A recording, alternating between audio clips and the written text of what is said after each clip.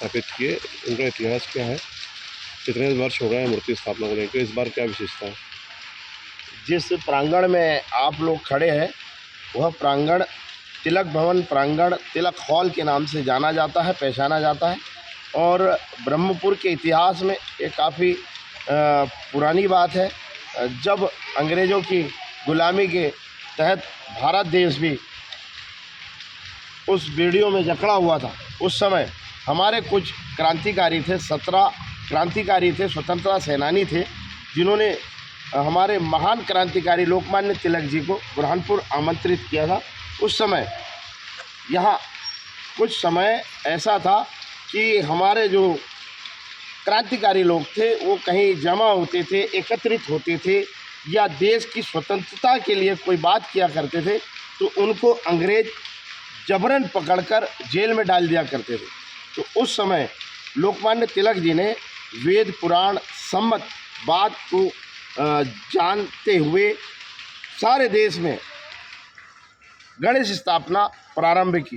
गणेश स्थापना प्रारंभ करने का उनका उद्देश्य यह था कि जितने भी हमारे युवा लोग हैं, जितने भी स्वतंत्र सेनानी हैं, ये कहीं एक धार्मिक क्रियाकलाप के माध्यम से एकत्रित हो जाए और एकत्रित होके हमारे राष्ट्र के लिए, हमारे धर्म के लिए और हमारी एकता के लिए, समरसता के लिए वहाँ एकजुट होकर एक बात करें।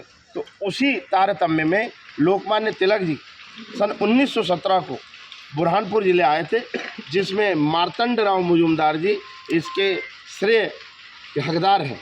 उन्हीं के योगदान के कारण ये तिलक भवन आज भी विद्यमान है।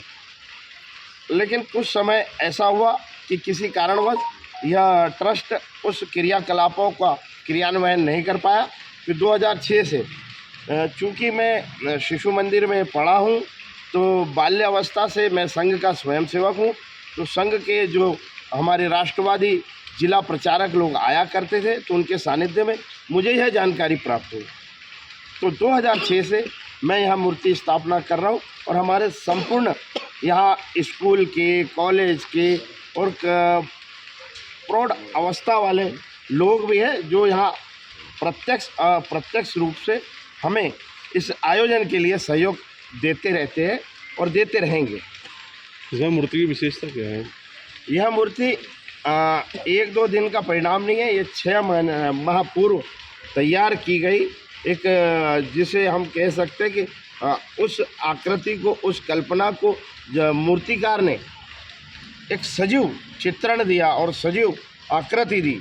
हम इसको केवल मूर्त रूप ना देते हुए हम यह कहते हैं कि ये हर युवा को जो हमारे देश की संस्कृति, देश की सभ्यता, इसके प्रति एक सार्थक प्रयास करते रहना चाहिए। ऐसे उत्सव, ऐसे तीज, ऐसे त्यौहार हम मनाएंगे तो हमें जानकारी प्राप्त होगी कि हमारा भारत देश क्या है, क्यों यहाँ न जाने कितने अताताई आए, कितने आक्रमणकारी आए, मुग़ल आए, घोड़ आए, अंग्रेज आए, फिर भी हमारा देश आज उसी परिस्थिति में, उसी स्थिति में खड़ा है। और आज सारे वर्ल्ड की तीसरी अर्थव्यवस्था, एक मजबूत अर्थव्यवस्था और विकसित देश की ओर हमारा देश अग्रसर हो रहा है। और यह कोई असामान्य देश नहीं है, यह सोने की चिड़िया कहा जाने वाला देश है। तो भारत के सभी युवाओं ने हमारे देश की एकता को, समरसता को बनाए रखते हुए सारे तीज, सारे त्यौहार को मनाना चाहिए आनंद और उत्साह के साथ, व्यसनों से दूर रह के, मदिरा से दूर रह के, बीड़ी सिगरेट तंबाकू से दूर रहते हुए हमारे धार्मिक त्यौहारों को आनंद और उत्साह के साथ, भरपूर जोश के साथ यह मनाने चाहिए। ऐसी मैं एक अपेक्षा करता हूँ, निवेदन करता हूँ। बहुत बढ़िया।